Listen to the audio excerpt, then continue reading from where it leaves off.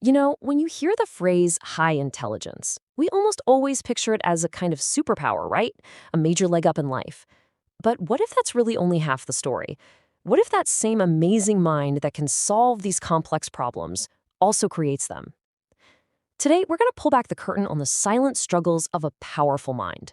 This quote it hits the nail on the head. It's the biggest misconception out there. People see the results, right? The quick answers, the A pluses, what looks like effortless success, and they just assume the journey was easy. But that totally misses the invisible battles happening just beneath the surface. Because, spoiler alert, the reality is so much more complicated.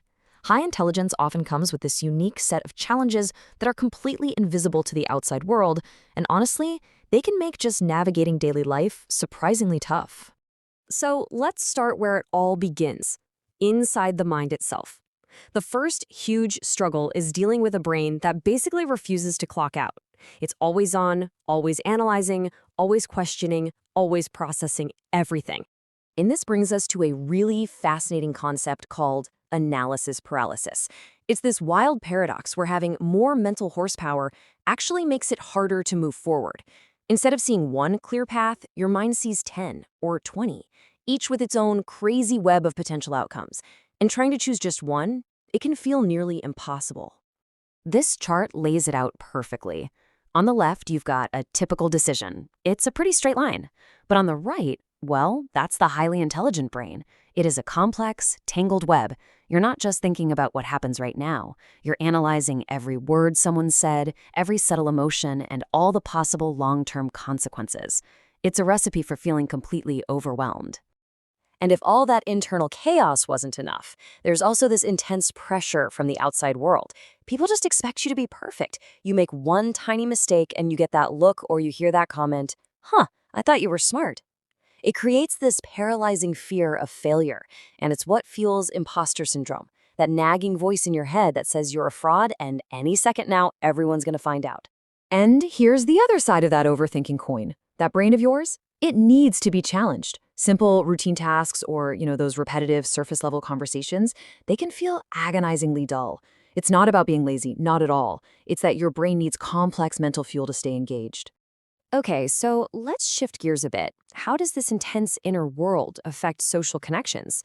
Well, this constant mental churn can lead to a really profound sense of disconnection, which is probably one of the most common and painful struggles for highly intelligent folks. When you boil it all down, the issue is this. You're just wired for depth. You want to talk about the big stuff, philosophy, psychology, why things are the way they are. But so much of the world runs on small talk, and that gap can feel like a massive canyon. It's because you see the world in layers. You notice all these subtle patterns and behaviors that most people just don't see. You don't just accept things because that's the way it is. You question everything, traditions, authority, even your own beliefs. And when you try to talk about it, it often feels like you're speaking a completely different language. And that's the real gut punch, isn't it? You can be in a room packed with people, at a party, surrounded by noise and laughter, and feel completely and utterly alone. It's such a powerful, isolating feeling, and if you've been there, you know exactly what I'm talking about. Now, this high-resolution view of the world, it's not just intellectual. It is deeply emotional.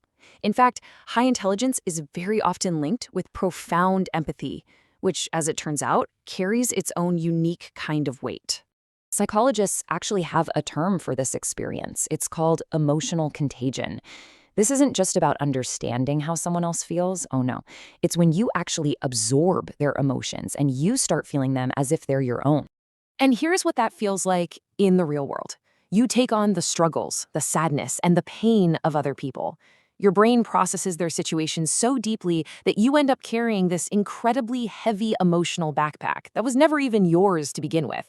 This hyper-awareness also means you're incredibly sensitive to all the negative stuff. Dishonesty, manipulation, you name it. It's like you can see every hidden motive, every bit of passive aggression, all the things that are left unsaid. And being constantly exposed to that side of people, it is just emotionally exhausting. So after going through all these struggles, I know it can sound pretty bleak, but the final and most important piece of this is about reframing the whole experience.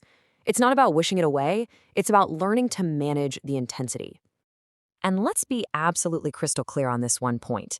Having a mind that works this way is not a curse. It's not a character flaw. Think of it like a different operating system. It just requires a different user manual. So the solution isn't to try and think less or feel less. That's impossible. It's about building the right support structure around you. That means setting boundaries to protect your energy, finding that balance between your mind and the world, and this is the big one, surrounding yourself with people who actually appreciate your depth instead of being intimidated by it. So if any of this resonated with you, I want you to remember this. You are not too much. You just think deeper than most people. You operate on a different frequency. The challenge isn't about how to shut it all down, but how to learn to navigate the world with it.